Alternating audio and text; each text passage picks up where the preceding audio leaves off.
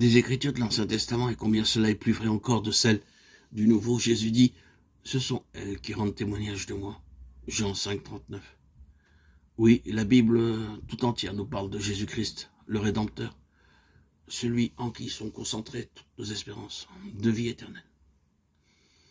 Depuis le récit de la création, car rien de ce qui a été fait n'a été fait sans lui, Jean 1, 3. À la promesse finale, je viens bientôt, Apocalypse 22, 12. Il nous est parlé de ses œuvres et nous entendons sa voix. Si vous voulez apprendre à connaître le Sauveur, étudiez les Saintes Écritures, remplissez votre cœur des paroles de Dieu. Elles sont l'eau vive qui étanchera votre soif ardente. Elles sont le pain vivant descendu du ciel. Voici la déclaration du Sauveur. Si vous ne mangez la chair du Fils de l'homme, et si vous ne buvez son sang, vous n'avez point de la vie en vous-même. Et il s'explique en disant, les paroles que je vous ai dites sont esprit et vie. Jean 6, 53, 63. Nos corps sont formés de ce que nous mangeons et buvons. Il en est de l'économie spirituelle comme de l'économie physique. C'est ce que nous méditons qui donne de la vigueur et de la force à notre nature spirituelle. Le thème de la rédemption est celui dans lequel les anges désirent plonger leur regard.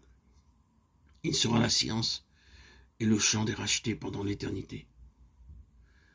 Ne mérite-t-il pas d'être étudié attentivement dès maintenant? La miséricorde et l'amour infini de Jésus-Christ, le sacrifice accompli en notre faveur.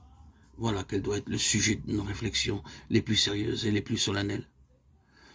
Il faut s'arrêter longuement sur le caractère de notre Rédempteur et intercesseur et méditer sur la mission de celui qui est venu sauver son peuple de ses péchés.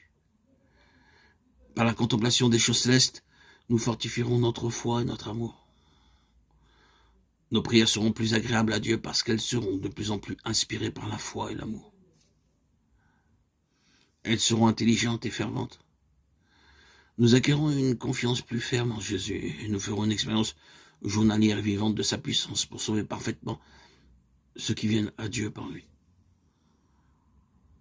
En méditant sur les perfections du Sauveur, nous sentirons naître en nous le désir d'être entièrement renouvelé et transformé à sa pure image. L'âme désirera ardemment ressembler à celui qu'elle adore.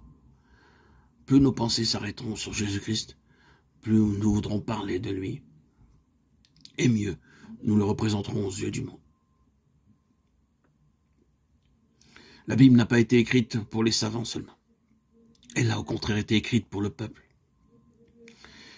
Les grandes vérités fondamentales du salut y apparaissent aussi claires que le jour.